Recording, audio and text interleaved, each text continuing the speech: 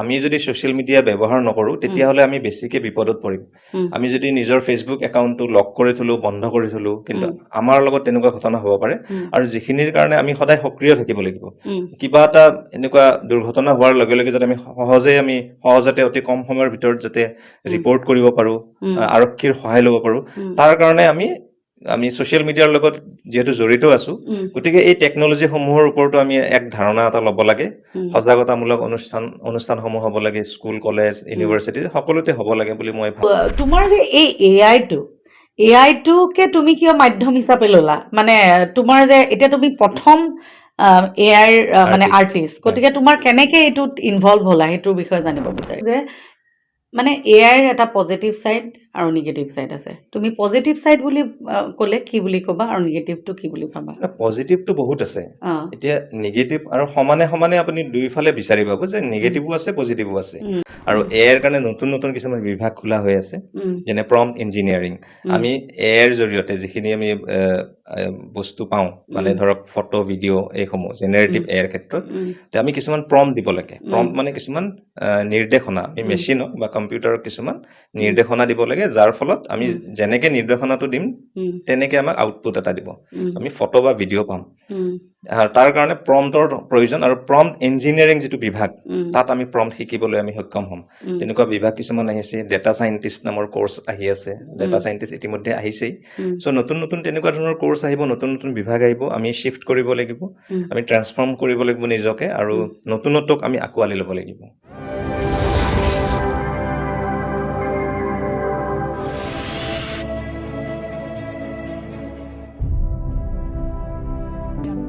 নমস্কাৰ জনাইছোঁ সকলোকে। মোৰ চেনেল কণজলকীয়ালৈ আপোনালোক সকলোকে স্বাগতম জনাইছোঁ। দৰ্শকসকল, আপোনালোকে চাই আছে আনকাট টক উইথ স্তুতি। দৰ্শকসকল, প্ৰত্যেক দিনাখনে এগৰাকী বিশেষ ব্যক্তি মই মোৰ অনুষ্ঠানলৈ লৈ আহোঁ। আজিও তেনে এগৰাকী খুবেই বিশেষ ব্যক্তি মই মোৰ অনুষ্ঠানলৈ লৈ আহিছোঁ। তেখেত হৈছে এআই আৰ্টিষ্ট জিয়াউল চৌধুৰী, আৰু মই জিয়াউল স্বাগতম জনাইছোঁ আমাৰ অনুষ্ঠানত। ধন্যবাদ স্তুতিবা, নমস্কাৰ।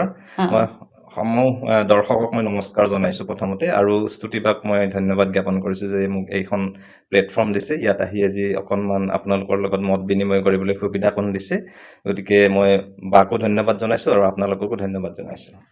আৰু জিয়াউল, মানে কি হয়, এই যে মানে এআই, আমি আচলতে এইটো ট্ৰেণ্ডিং টপিক হয় এতিয়া বৰ্তমানৰ, কাৰণ এআই দি পেলাই মানুহৰ বিভিন্ন ধৰণৰ ক'ৰবাত আমি দেখা পাওঁ এনেকুৱা কিছুমান বাহিৰৰ, যদি আপোনাৰ মানে দৰ্শকে যদি চাইছে দেখিছে যে এগৰাকী মহিলাক বদনাম কৰোঁ বুলিও কৰি দিব পাৰে, বা কাৰোবাৰ ভাল কৰোঁ বুলিও কৰিব পাৰে। গতিকে এআইটো জানিবলগীয়া বিষয় হয়, আৰু দৰ্শকসকল এইখিনিতে মই কওঁ আজিৰ এই পডকাষ্টটো কিন্তু বহুত ইম্পৰ্টেণ্ট হয়। গতিকে আপোনালোকে প্ৰথমৰ পৰা শেষলৈকে চাব, যাতে আপোনালোকৰ জীৱনতো যাতে ভাল হয়, কিবা এটা যাতে বেয়া নহয়, নহয় জানো জিয়াউল? এতিয়া প্ৰথমতে মই তোমাক সুধিব বিচাৰোঁ যে এআই বুলি ক'লে কি মানে বুলি ক'ব বিচাৰিবা? একেবাৰে সহজ ভাষাত যদি এআই বুলিবলৈ যাওঁ, আমি এআইটো এটা শ্বৰ্ট ফৰ্ম, যাৰ ইংৰাজী ফুল ফৰ্মটো হৈছে আৰ্টিফিচিয়েল ইণ্টেলিজেঞ্চ। মানে আৰ্টিফিচিয়েল ইণ্টেলিজেঞ্চটো আমি এতিয়া এআই বুলি এটা ৱৰ্ড এটা কওঁ, এআই আমি সহজতে বুজি পাওঁ, কিন্তু সাধাৰণ মানুহখিনিয়ে বুজি নাপায় এআই কি।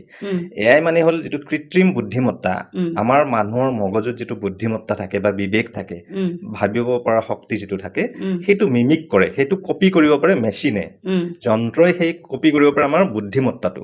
মানে আমি যেনেদৰে ভাবিম, মেচিনেও তেনেদৰে ভাবিবলৈ সক্ষম, কিন্তু মানুহৰ সমকক্ষ নহয়। কিছু ক্ষেত্ৰত লজিকেল বা কিছুমান কেলকুলেশ্যনত মানুহতকে বহুত আগত এআই, অৰ্থাৎ মানুহতকে অতি কম সময়ৰ ভিতৰত তেওঁলোকে কিছুমান কেলকুলেশ্যনছ কৰিব পাৰে, কিছুমান ডিচিশ্যনছ ল'ব পাৰে। চ' এআই, সাধাৰণ ভাষাত এআই মানে কৃত্ৰিম বুদ্ধিমত্তা, মানুহৰ যিখিনি বুদ্ধিমত্তা সেইখিনি মেচিনৰ আকাৰত আমি দেখিবলৈ পাওঁ, সেইটোৱে হ'ল কৃত্ৰিম বুদ্ধিমত্তা। আৰু আৰু যদি উদাহৰণ হিচাপে আমি চাবলৈ যাওঁ, আমি যিটো কেলকুলেটৰ ইউজ কৰোঁ, আগতে মানুহে গণনা কৰিছিলে আঙুলিত, বা কিছুমান লিখি পেলাই আমি গণনা কৰিছিলোঁ। কিন্তু কেলকুলেটৰ অহাৰ পিছত কি হ'ল, যে যিটো গণনা আমি নিজে কৰিলে ধৰক 2 মিনিট লাগে বা 1 মিনিট লাগিব, কম্পিউটাৰ সেইটো আপোনাক ছেকেণ্ডৰ ভিতৰত দিব পাৰে। সেইটোৱে হ'ল কৃত্ৰিম বুদ্ধিমত্তা। আৰু এতিয়াৰ ক্ষেত্ৰত সাম্প্ৰতিক সময়ত যদি চাওঁ যে আমি আৰ্টিষ্ট হিচাপে আৰ্টিষ্ট এজনে যদি ছবি এখন আঁকিবলৈ সময় লৈ ধৰক 1 ঘণ্টা 2 ঘণ্টা সেইটো কম্পিউটাৰে সেই একেখন ছবি বা তাতকৈ উন্নত মানৰ ছবি এখন আঁকি দিব আপোনাক 5 মিনিটৰ ভিতৰত বা 5 ছেকেণ্ডৰ ভিতৰতো আঁকিবলৈ সক্ষম সেইটোৱে হ'ল কৃত্ৰিম বুদ্ধিমত্তা একদম খুব ধুনীয়া মানে আনচাৰ পাইছোঁ আৰু আমাৰ যিসকলে নাজানে সেই উপকৃত হ'ব বুলি আশা কৰিলোঁ আৰু জিয়াউল আৰু এটা কথা জানিব বিচাৰোঁ এতিয়া যে ক'লা যে এই যে কৃত্ৰিম যে ফটো যিটো AI আঁকে সেইটোত যেনেকৈ হাতেৰে আঁকে হয়নে হাতেৰে আঁকাটো আৰ্টিষ্ট কিন্তু এই যে যিটো মানে AI দ্বাৰা অঁকা হয় সেইটো কি আৰ্টিষ্ট নহয় নেকি মোৰ কুৱেশ্যন সেইটো আচলতে যুগে যুগে এই যিখিনি আমাৰ প্ৰযুক্তিবিদ্যা সেইখিনি সলনি হৈছে আগতে হেণ্ড ৰিটেন কিছুমান বস্তু আছিলে হাতে লিখা আমি চিঠি দিছিলোঁ তাৰপিছত টাইপৰাইটাৰ আহিল DTP আহিল কথাবোৰ তেনেকুৱা এতিয়া আৰ্ট বুলি ক'লে আমি হাতেৰে আঁকো সেইটো এটা বেলেগ লেভেলৰ হয় আৰু এতিয়া মেচিনে যিটো আঁকিব মানে মেচিনে সেইটো কপি কৰা বুলি ক'ব লাগিব আমি সেইটো এটা আৰ্ট হয় এইটো ডিজিটেল আৰ্ট বুলি আমি ক'ব পাৰোঁ দুটা এটা পৃথক পৃথক ফৰ্মত আছে গতিকে এটাই আনটোক ৰিপ্লেচ কৰিব তেনেকুৱা কথা নহয় যিটো হাতেৰে আঁকো সেইটো এটা আৰ্ট ডিজিটেলি আঁকিবলৈ যিটো লৈছো সেইটো এটা আৰ্ট তেনেকুৱা কথা মানে সেইটো এটা আৰ্টিষ্ট বুলিয়ে ক'ব লাগিব কাৰণ ডিজিটেলি যিটো অঁকা হ'ব সেইটোতো অলপ হ'লেও নিজৰ মানে ব্ৰেইনটোতো খটাব লাগিবই আপুনি যদি ব্ৰেইন নলগায় তাত যদি প্ৰম্পটিং নকৰে আপুনি যদি কামাণ্ড নিদিয়ে তেনেহ'লে ছবিখন কেনেদৰে হ'ব আপোনাৰ ক্ৰিয়েটিভিটি সৃজনশীলতা এইসমূহতো লাগিবই তাত ছবি এখন নিজে নিজে হৈ নাযায় আপুনি ইনষ্ট্ৰাকশ্যন দিব লাগিব মেচিনক তেতিয়াহে আপোনাক কিবা এটা ৰিজাল্ট দিব ঠিক তেনেকুৱা এতিয়া কথা হ'ল কি এতিয়া এনেকুৱা যুগৰ পৰিৱৰ্তনৰ লগে লগে আমাৰ আচলতে বস্তুবোৰ পৰিৱৰ্তন হৈ থাকে যেনেকৈ আমিতো আগতে ফেচবুক ইনষ্টাগ্ৰাম ছ'চিয়েল মিডিয়া বা বিভিন্ন ধৰণৰ আমাৰ যিবিলাক মানে ছ'চিয়েল মিডিয়া যিবোৰ আছে হোৱাটছআপ এইবিলাকতো নাছিলে নহয় জানো তেতিয়া আমি হাতেৰে লিখিছিলোঁ হয়নে তেতিয়াও কিন্তু সেইটো এটা বেলেগ আছিলে এতিয়া আমি মানে কি কয় হোৱাটছআপতো আমি মেছেজ লিখোঁ বা ফেচবুকতো লিখোঁ গতিকে AIটো অহাৰ লগে লগে সেই আৰ্ট যিটো তুমি ডেছক্ৰাইব কৰিলা যে মানে হাতেৰে অঁকাটো আৰু মানে কি কয় AI দি কৰাটো এটা মানে ডিফাৰেণ্ট ফৰ্ম গতিকে দুইজনকে কিন্তু বেলেগ বেলেগ আৰ্টিষ্ট বুলি ক'ব লাগিব নহয় জানো গতিকে দৰ্শকসকল কেতিয়াবা যদি কোনোবাই আপোনাৰ ফটো আঁকে AIৰ দ্বাৰা কিন্তু আপুনি তেওঁকো কিন্তু আৰ্টিষ্ট বুলিয়ে ক'ব লাগিব কেতিয়াবা কিছু ব্যক্তিয়ে কয় যে এইটো AIৰ দ্বাৰাহে কৰিলে কিন্তু AIৰ দ্বাৰা কৰিলেও তেওঁৰো এটা কোৱালিটি আছে কাৰণ তেওঁ যদি ব্ৰেইন ইউজ নকৰে কিন্তু তেওঁ সেইটো কৰিব নোৱাৰে নহয় জানো আৰু আচলতে বহুত ইণ্টাৰেষ্টিং লাগিছে কিন্তু কথাকেইটা পাতি দেই তাকেতো জিয়াউল আৰু তোমাৰ যে এই AIটোকে তুমি কিয় মাধ্যম হিচাপে ল'লা মানে তোমাৰ যে এতিয়া তুমি প্ৰথম AIৰ মানে আৰ্টিষ্ট গতিকে তোমাৰ কেনেকে এইটোত ইনভলভ হ'লা সেইটোৰ বিষয়ে জানিব বিচাৰে আচলতে যিখন ডিজিটেল মিডিয়া বা ছ'চিয়েল মিডিয়া বা আমাৰ নিউজ মিডিয়া এই নিউজ মিডিয়াৰ লগত মই আগৰে পৰাই জড়িত মই 2010ৰ পৰাই মই ব্যক্তিগত খণ্ডৰ ছেটেলাইট চেনেল দুটাত কাম কৰিছোঁ ইতিমধ্যে আৰু লিখা মেলাৰ প্ৰতিও অকণমান মোৰ ধাউতি আছিলে তেনেকেই মই আগবাঢ়িছিলোঁ আৰু যেতিয়া নিউজত আছিলোঁ মই উল্লেখ কৰিব লাগিব যে মোৰ প্ৰথম যিটো চাকৰি কৰা মোৰ নিউজ চেনেল আছিলে DY365 তাত যথেষ্ট ভাল লাগিছিলে যথেষ্টখিনি শিকিবলৈ পাইছিলোঁ তাত মই দেখিছিলোঁ যে ভিডিঅ' এডিটিঙৰ যিটো কলা সেইটো মই খুব ভাল পাইছিলোঁ খুব আকৃষ্ট হৈছিলোঁ আৰু শৰীৰৰ পৰাই আমাৰ টিভি চোৱা চিৰিয়েল চোৱা চিনেমা চোৱা এই হেবিটসমূহ আছিলে নিউজ চেনেলত যেতিয়া তাত কাম কৰিছিলোঁ তেতিয়া এডিটিং বস্তুবোৰ দেখিছিলোঁ মই আৰু কিছুমান বস্তু আয়ত্ত কৰি লৈছিলোঁ তাৰপিছত সময়ৰ লগে লগে নতুন নতুন টেকন'লজি আহিলে তাৰপিছত আপোনাৰ প্ৰথম যেতিয়া AI শব্দটো আমি পাওঁ এইটো এটি পুৰণি শব্দ যদিও আমি অসমত আমি শুনিবলৈ পাইছিলোঁ আজিৰ পৰা 4-5 বছৰ আগত আৰু ইণ্টাৰনেটত গুগলত আমি নতুন নতুন কিছু এপৰ কথা জানিবলৈ পাইছিলোঁ যে পুৰণি ফটো কিছুমানক নতুন বনাব পাৰি বা ব্লেক এণ্ড হোৱাইট ফটোবোৰক ৰঙীন কৰিব পাৰি কালাৰফুল বনাব পাৰি এনেকুৱা ৱেবছাইট মই দেখিছিলোঁ আৰু সেইবোৰ মই যেতিয়া ট্ৰাই কৰি চালোঁ সঁচাকৈ মানে আচৰিত হৈ গৈছিলোঁ মই যে এই ফটোসমূহ পুৰণি যিবোৰ উভলি যোৱা ফটো একেবাৰে বেয়া হৈ যোৱা সেইসমূহ নতুন এটা ৰূপ দিবলৈ সক্ষম হৈছিলোঁ আৰু তেনেকৈ মই বহু লোকক কৰি দিছিলোঁ আৰু তাৰ পৰৱৰ্তী পৰ্যায়ত মানে আমি সেই ফটোসমূহ ভিডিঅ' ৰূপ এটা দিবলৈ আমি সক্ষম হৈছিলোঁ নতুন নতুন টেকন'লজিৰ সহায়ত, আৰু সেইখিনি মই শিকি গৈছিলোঁ। কাৰণ মই ভাবোঁ যে শিকাৰ কোনো সময়সীমা, বয়সৰ সময়সীমা নাথাকে। আমি যিকোনো ষ্টেজত আমি শিকিব পাৰোঁ, যদিহে আপোনাৰ যিটো উইল পাৱাৰ, যদি শিকাৰ ইচ্ছা সেইটো যদি থাকে, আপুনি যিকোনো বয়সত আপুনি শিকিব পাৰিব। এইটো টেকন'লজিয়ে হওক, কিবা হওক। আপুনি চাওক আজি মোবাইল ফোন, আগতে যিখিনি শিক্ষিত আছিলে তেওঁলোকে মোবাইল ফোন ইউজ কৰিছিলে, কিন্তু আপুনি এতিয়া চাওক ঠেলাৱালৰ পৰা ৰিক্সাৱালালৈ, পাণ দোকানীৰ পৰা সকলোৱে মোবাইল ফোন ইউজ কৰিব পাৰে। ঠিক তেনেকুৱা এআইটো শিকি লৈছে, বহুতে শিকিছে আৰু বহুতে শিকিব, আৰু শিকিবলগীয়া যথেষ্টখিনি আছে। নতুন নতুন আৰু টেকন'লজি আহি আছে, আৰু মোৰ ইচ্ছাটো তেনেকেই আহিছিল, মানে ফটো এডিটিঙৰ পৰা আহিছিলে মোৰ এআইৰ প্ৰতি যিটো মানে মোৰ মনোযোগ, যিটো এট্ৰেকশ্যন, সেইটো মোৰ প্ৰথম এই 4-5 বছৰ আগৰ পৰাই আহিছিলে। তেনেকেই মানে ইণ্টাৰেষ্ট হৈ গ'ল। হয়। আৰু এটা কথা কি, এআই যিটো বস্তু, মানে এআইটো মানে মানুহে যে এআইৰ দ্বাৰা এনেকুৱা, এইটোৱে এটা নিদৰ্শন কি মানুহে মোবাইলটো, ল'ৰা ছোৱালীয়ে বহুত গেম খেলে বা কিবা কৰে, এইবিলাক এনেকুৱা কৰি থাকে, কিন্তু এআইৰ দ্বাৰা বিভিন্ন ধৰণৰ কথা তেওঁলোকে শিকিব পাৰে, নহয় জানো? আৰু এতিয়া তোমাক মানে সুধিব বিচাৰিছোঁ যে মানে এআইৰ এটা পজিটিভ ছাইড আৰু নিগেটিভ ছাইড আছে। তুমি পজিটিভ ছাইড বুলি ক'লে কি বুলি ক'বা, আৰু নিগেটিভটো কি বুলি ভাবা? পজিটিভটো বহুত আছে, এতিয়া নিগেটিভ আৰু সমানে সমানে আপুনি দুইফালে বিচাৰি পাব যে নিগেটিভো আছে, পজিটিভো আছে। কিন্তু কথাটো হ'ল, এতিয়া টেকন'লজিটো মই ৰখাব নোৱাৰোঁ, আহিবই নতুন নতুন টেকন'লজি, নতুন নতুন প্ৰযুক্তি আহিবই। এইটো এটা বিপ্লৱ। আমি আগতে যেনেকে কৈছিলোঁ যে জয় জৱান, জয় কিষাণ, তাৰপিছত কোৱা হৈছিল জয় বিজ্ঞান। চ' বিজ্ঞানৰ নতুন নতুন এইসমূহ বস্তু আহি থাকিব, কিন্তু আমি তাক আয়ত্ত কৰিব লাগিব, আৰু তাৰ ভাল দিশ বেয়া দিশ দুয়োটাই আছে। আমি কেনেদৰে ব্যৱহাৰ কৰিম, আমাৰ মানসিকতাৰ ওপৰত নিৰ্ভৰ কৰিব সেইটো। এতিয়া ভাল দিশ বুলি ক'লে যথেষ্টখিনি আছে। এডুকেশ্যনত আজি এআই টেকন'লজি ইউজ হৈছে। আপোনাৰ যিখিনি আমাৰ মনোৰঞ্জনৰ যিখিনি আমাৰ বিভাগ আছে, এণ্টাৰটেইনমেণ্ট ইণ্ডাষ্ট্ৰী, তাত চিনেমাত আপুনি আজি এআই ভিজুৱেলছ কিছুমান ইউজ হৈছে। ভিডিঅ' ছংছ যিবিলাক আছে, ডকুমেণ্টাৰী যিবিলাক আছে, ধৰক শ্বৰ্ট মুভিজ, চবতে এআই ইউজ হ'ব, আৰু হৈ আছে। আৰু মেডিকেল ছায়েন্সত এটা সুদূৰ প্ৰসাৰী যিটো এটা প্ৰভাৱ, সেইটো মেডিকেল ছায়েন্সত পৰিছে। আপুনি যদি চাই, নতুন তথ্য মতে 95%তকৈ অধিক একুৰেচি দিব পাৰে মেডিকেল ছায়েন্সত, মানে কেঞ্চাৰ ডিটেক্ট কৰাৰ ক্ষেত্ৰত। এআই এইটোতো খুব ভাল কথা।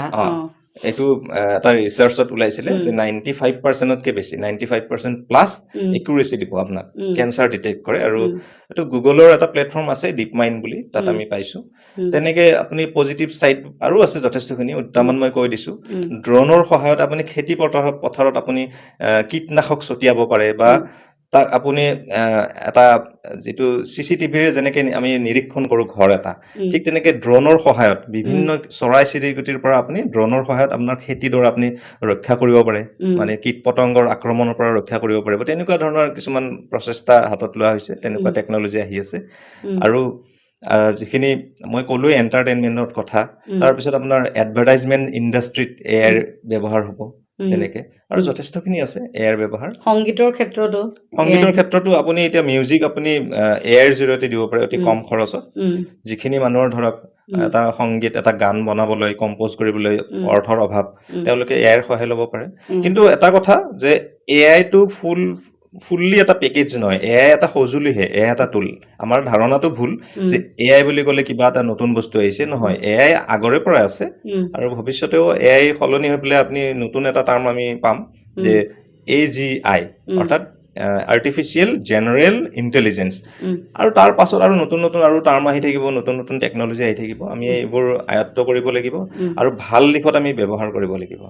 আৰু বেয়া দিশ বুলি যদি কওঁ, তেতিয়াহ'লে চাব, এতিয়া যিটো কপিৰাইটৰ ইছ্যু এটা আহিছে, আৰু যিটো কণ্টেণ্ট ৰাইটিং, মানুহৰ যিটো সৃষ্টিশীলতা, আমাৰ সৃষ্টিশীলতাৰ যিটো স্কিল এটা আছে, আমি ভাবি পেলাই আমি চিন্তা কৰি নিজে লিখা মেলা কৰোঁ, সেই লিখা মেলা কৰা অভ্যাসটো নোহোৱা হৈ গৈছে, কিছু পৰিমাণে হ্ৰাস পাইছে। আৰু চাকৰিৰ ক্ষেত্ৰত এটা ৰিপ্লেচমেণ্ট হ'ব। এটা ইনফৰমেশ্যনত এটা তথ্য ওলাইছে, যোৱা বছৰ বা তাৰ আগৰ বছৰ এটা মই তথ্য পাইছিলোঁ যে 85 মিলিয়ন মানুহে চাকৰি হেৰুৱাব এআইৰ কাৰণে, কিন্তু তাৰ সমানে সমানে নতুন চাকৰিৰো সৃষ্টি হ'ব।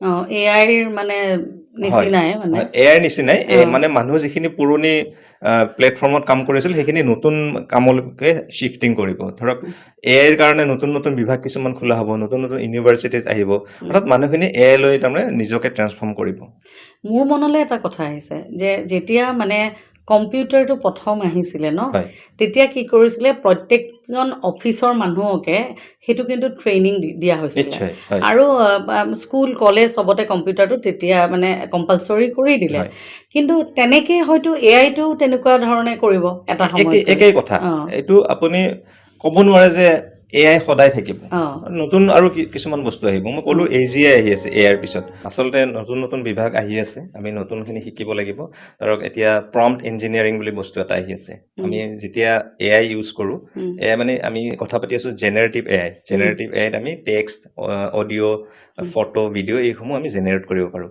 চ' এইখিনিৰ কাৰণে আমি প্ৰম্পট দিব লাগে মানে কিছুমান নিৰ্দেশনা কিছুমান কামাণ্ড আমি কম্পিউটাৰক দিব লাগে সেই ৱেবছাইট বা এপবোৰক দিব লাগে আৰু তাৰ কাৰণে আমি প্ৰম্পটৰ বিষয়ে আমি জ্ঞান ল'ব লাগে আৰু প্ৰম্পটৰ জ্ঞানখিনিৰ কাৰণে নতুন এটা বিভাগ আহিছে এতিয়া নতুন নতুন বিষয়সমূহ আহি আছে আপুনি যে ক'লেই যে আগতে কম্পিউটাৰ শিকিবলগীয়া হ'ল টাইপৰাইটাৰৰ পিছত কম্পিউটাৰ শিকিলে অফিচবিলাকত আৰু ঠিক তেনেকৈ আমি এতিয়া নতুনকৈ এআই শিকি আছোঁ আৰু যিখিনি পুৰণি দিনৰ মানুহ আছিলে সেইখিনি কম্পিউটাৰলৈ শ্বিফ্ট হ'ল এতিয়া কম্পিউটাৰৰ মানুহখিনি এআই লৈ শ্বিফ্ট হ'ব ধৰক গ্ৰাফিক্স ডিজাইনাৰ এজনে যিখিনি আগৰ মেনুৱেলি এটা পদ্ধতিত কাম কৰি আছিল তেওঁলোকে এতিয়া এআইৰ সহায় ল'ব লাগিব এআই শিকিবলৈ বাধ্য আৰু এআইৰ কাৰণে নতুন নতুন কিছুমান বিভাগ খোলা হৈ আছে যেনে প্ৰম্পট ইঞ্জিনিয়াৰিং আমি এআইৰ জৰিয়তে যিখিনি আমি বস্তু পাওঁ মানে ধৰক ফটো ভিডিঅ' এইসমূহ জেনেৰেটিভ এআইৰ ক্ষেত্ৰত আমি কিছুমান প্ৰম্পট দিব লাগে প্ৰম্পট মানে কিছুমান নিৰ্দেশনা আমি মেচিনক বা কম্পিউটাৰক কিছুমান নিৰ্দেশনা দিব লাগে যাৰ ফলত আমি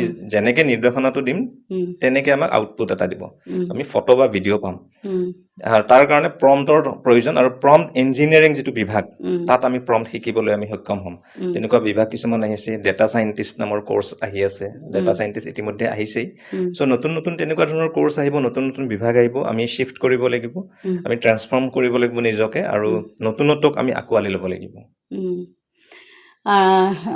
আৰু মানে কেতিয়াবা মানে এআই আহিলে এআইৰ নতুন নতুন পদ্ধতিটো আহি আছেই তাৰোপৰি এআইৰ মানে দ্বাৰা এনেকুৱা অনুভৱ হয় নেকি যে মানে বহুতে কোৱা শুনো যে মানুহে চাকৰি নাপাব কিবা খুব কমি যাব চাকৰি এনেকুৱা ধৰণৰ তেনেকুৱা সম্ভাৱনা আছে নেকি বাৰু হয় এইটো এটা চিৰিয়াছ বিষয় একচুৱেলি তেনেকুৱা সম্ভাৱনা প্ৰত্যেক যুগে যুগে হৈ আহিছে কম্পিউটাৰ আহোঁতেও মানুহে চাকৰি হেৰাইছিলে চ' এতিয়া এআই আহিছে তো নিশ্চিতভাৱে যিখিনি মানুহ এআই নাজানে তেওঁলোকক এআই জনা মানুহখিনি ৰিপ্লেচ কৰিব মানে কথা এষাৰ মই কেইদিনমান আগতে ফেচবুকত লিখিছিলোঁ যে এআই আপোনাক ৰিপ্লেচ কৰিব নোৱাৰে কিন্তু যিয়ে এআই জানে তেওঁলোকে আপোনাক ৰিপ্লেচ কৰিব সেইকাৰণে আপুনিও এআই শিকিবলৈ বাধ্য তাৰমানে প্ৰত্যেকজন উঠি অহা ল'ৰা ছোৱালীয়ে কিন্তু এআইটো শিকাটো বহুত দৰকাৰী নিশ্চিতভাৱে আজিকালি কোৰ্চ বিলাকত দিছে আগতে কম্পিউটাৰ চায়েন্স বা আইটি কিতাপখিনি সেইখিনি নামটো এতিয়া এআই আহিছে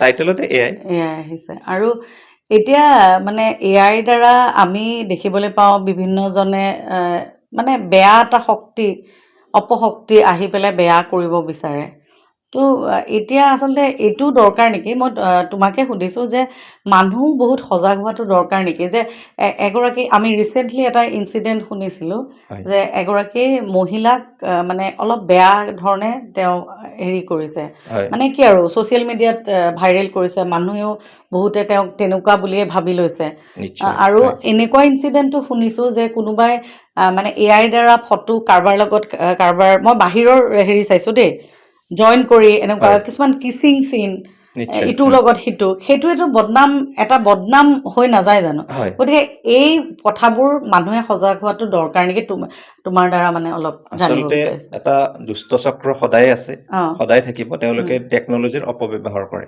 তেওঁলোকে ব্লেকমেইলিঙৰ নিচিনা কাম কৰে বা মানুহক বিপাঙত পেলাবলৈ এইবোৰ পদ্ধতি ইউজ কৰে তেওঁলোকৰ সদায় ৰৈয়ে আছে মানে নতুন কিবা এটা আহিব আমি বেয়া কামত ইউজ কৰিম বা কিছুমানৰ বেংক একাউণ্ট পৰ্যন্ত হেক কৰি দিয়ে তেওঁলোকৰ এআইৰ দ্বাৰা কৰিব পাৰি এইসমূহ যে আমাৰ যে সিম কাৰ্ড আছে মোবাইলৰ সিম ক্লোনিং কৰিব পাৰে, আপোনাৰ ভইচ ক্লোনিং কৰিব পাৰে, ফটো মৰ্ফিং, ভিডিঅ' মৰ্ফিং আমি দেখি আছো। আমি যোৱা বছৰ এটা ইনচিডেণ্ট হৈছিলে ৰশ্মিকা মন্দনাৰ লগত।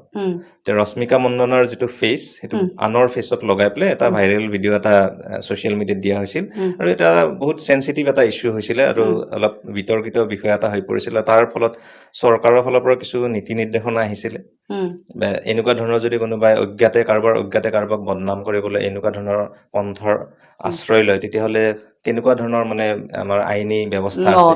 হয়, আইনী ব্যৱস্থাৰ আইনী সুৰুঙা কিছুমান আছে, আৰু ইমানখিনি শক্তিশালী নহয় এআইৰ ক্ষেত্ৰত। ডিজিটেল আইনসমূহ অতিকে দুৰ্বল, আৰু ইয়াৰ বাবে আপোনাক ইণ্টাৰনেশ্যনেল আইনৰ প্ৰয়োজন আছে বুলি মই ভাবোঁ, আৰু যিখিনি ইতিমধ্যে আলোচনা কৰা হৈছে দেশসমূহৰ মাজত।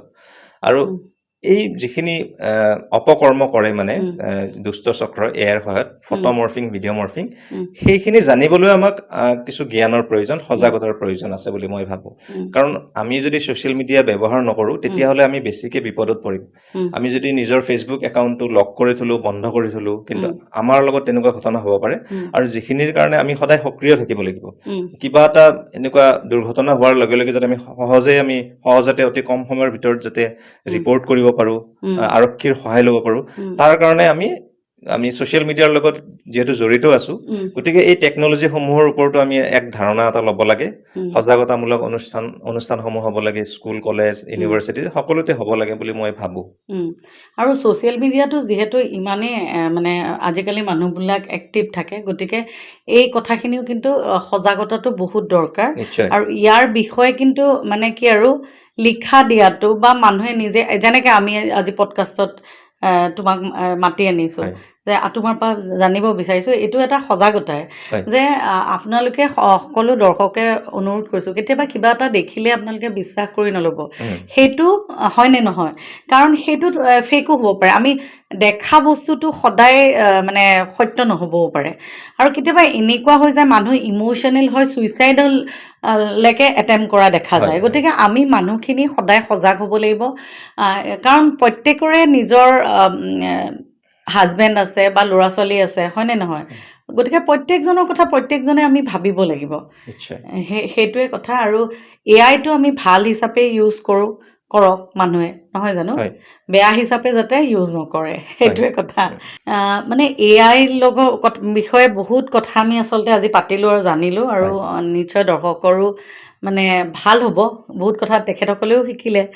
আৰু মানে তোমাৰ এনে এআইৰ ওপৰত কিবা আহিবলগীয়া প্ৰজেক্ট আছে নেকি? নিশ্চয় আছে, যথেষ্টখিনি। কিছুমান আমি ডিছক্ল'জ নকৰোঁ, আৰু কিছুমান আমি চুটি ছবিৰ কাম কৰি আছোঁ, চিনেমাৰ কামো কৰি আছোঁ, ডাঙৰ ডাঙৰ চিনেমা। আৰু মোৰ এটা সপোন আছে, সপোন প্ৰজেক্ট হ'ল যে অসমৰ প্ৰথমখন পূৰ্ণদৈৰ্ঘ্যৰ এআই চিনেমা যাতে আমি বনাব পাৰোঁ। আৰু অকলে মই নোৱাৰিম, এটা টীম লাগিব, গতিকে আমি টীমটোৰ লগতো আলোচনা কৰি আছোঁ, নতুন টীম আমি ফৰ্ম কৰি আছোঁ। গতিকে প্ৰথমখন যাতে এআই চিনেমা পূৰ্ণদৈৰ্ঘ্যৰ আমাৰ জৰিয়তে যাতে মুক্তি লাভ কৰে অসমত, সেইখিনি কামনা কৰিম। মানে এআইৰ দ্বাৰা যে চিনেমাখন বনাব, তাতে কি এক্টৰ এক্ট্ৰেছ থাকিবনে নাই? থাকিব, গোটেইখিনি ভাৰ্চুৱেল আমি বনাই ল'ম। কেৰেক্টাৰ ডিজাইনটো আমি নিজে কৰিম, কমপ্লিট অসমীয়া ভাষাত হ'ব চিনেমাখন, একদম ইম'চনেল হ'ব, ইম'চন থাকিব তাত, যে আপুনি ক'ব নোৱাৰে যে এইখন এআই চিনেমা। হয়তো আমি গম পাম যে যিহেতু এই এক্টৰ এক্ট্ৰেছখিনি কেৰেক্টাৰছখিনি সঁচাকে নাই, মানে এক্সিষ্ট নকৰে, গতিকে এআই বুলি আমি যিহেতু গমেই পাব, কিন্তু তাত যিটো চিনেমাখন চাই থকা অৱস্থাত সেই ফিলিংছটো নাহিব, সঁচা যেনেই লাগিব।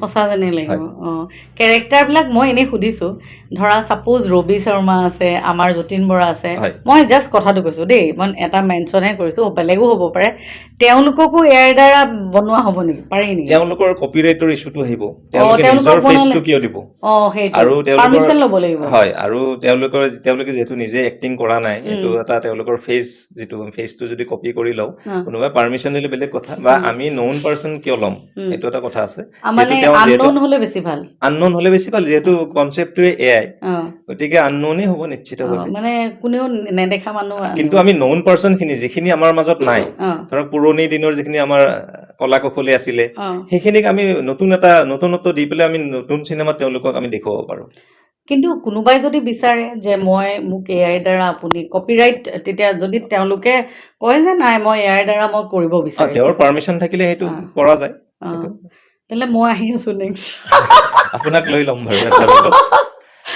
আমাৰ সৌৰভে হাঁহি আছে আলোচনাহে চলি আছে এতিয়া ইমানখিনি আমি সফল গতিকে আহি আছো দেই ধেমালি কৰিছো দেই কিন্তু এই প্ৰজেক্টসমূহৰ বিষয়ে এটা আভাস পাবলৈ মোৰ যিটো ফেচবুক প্ৰফাইল আছে জিয়াৰুল চৌধুৰী সেইটো দৰ্শকসকলক কৈছে চাই থাকিব আপোনালোকে জিয়াৰুল চৌধুৰীটো ফ'ল' কৰি দিব আৰু তাত আপোনালোকে এআই আপডেটসমূহ পাই থাকিব আৰু আমি কি কি কাম কৰিছো ইতিমধ্যে আৰু কি কি কৰিম গোটেইখিনি বস্তু আপডেট তাত পাই থাকিব আৰু আমি লিংকটো দি দিম মানে ইউটিউবত মোৰ আছে জিয়াৰুল চৌধুৰী বুলি আছে চেনেল আছে ন তাত মই সিমান এক্টিভ নহয় কিন্তু মই ফেচবুকত বেছিকে দি আছো মোৰ প্ৰফাইলত আজি খুব ভাল লাগিছে এনেকুৱা এটা ইনফৰ্মেটিভ কথা পাতি মানে কি আৰু বহুত দেৰি পাতিলোঁ ভাল লাগিলে বহুত কথা জানিলোঁ আচলতে শিকিবলৈ এনেকুৱা কথা শিকিবলৈ পালে ভাল লাগে আৰু মানুহক এইটো বৰ্তমান এআইৰ যুগ গতিকে এআইৰ বিষয়ে আমি বহুত কথা পাতিলোঁ জানিলোঁ বহুত ভাল লাগিলে আমাৰ ইয়ালৈ যিসকল ব্যক্তি আহে তেওঁলোকৰ পৰা এটা মেছেজ বিচাৰোঁ গতিকে তোমাৰ পৰা আমাৰ দৰ্শকৰ কাৰণে এটা মেছেজ বিচাৰিছোঁ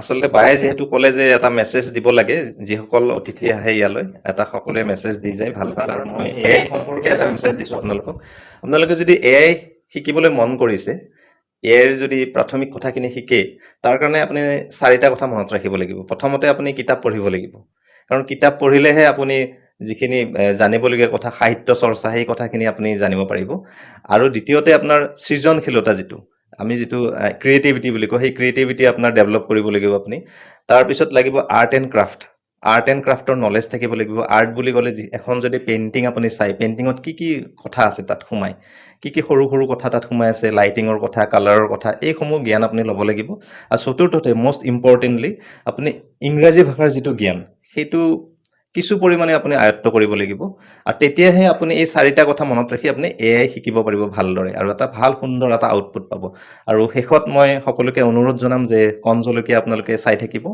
ছাবস্ক্ৰাইব কৰিব ফ'ল' কৰিব লগতে মোৰ জিয়াৰুল চৌধুৰী পেজটোও চাব আপোনালোকে এআইৰ আপডেট পাবলৈ ধন্যবাদ একদম খুব ভাল লাগিলে তোমাৰ বহুমূলীয়া সময় উলিয়াই আমাৰ অনুষ্ঠানলৈ আহিলা তাৰ কাৰণে বহুত বহুত ধন্যবাদ আৰু তোমাৰ আহিবলগীয়া দিনবোৰ শুভ হওক তাকে কামনা কৰিলোঁ দৰ্শকসকল আজিৰ এই অনুষ্ঠান আপোনালোকৰ কেনেকুৱা লাগিল বাৰু নিশ্চয় ভাল লাগিল নহয় জানো ইমান ধুনীয়া ধুনীয়া কথা জানিলোঁ আৰু শিকিলোঁ দৰ্শকসকল এনেকুৱা ভিডিঅ' চাবলৈ আপোনালোকে লাইক শ্বেয়াৰ ছাবস্ক্ৰাইব আৰু লগতে তলত থকা বেল আইকনটো প্ৰেছ কৰি দিব অল বাটনটো টিপি আজিলৈ আহোঁ বহুত বহুত ধন্যবাদ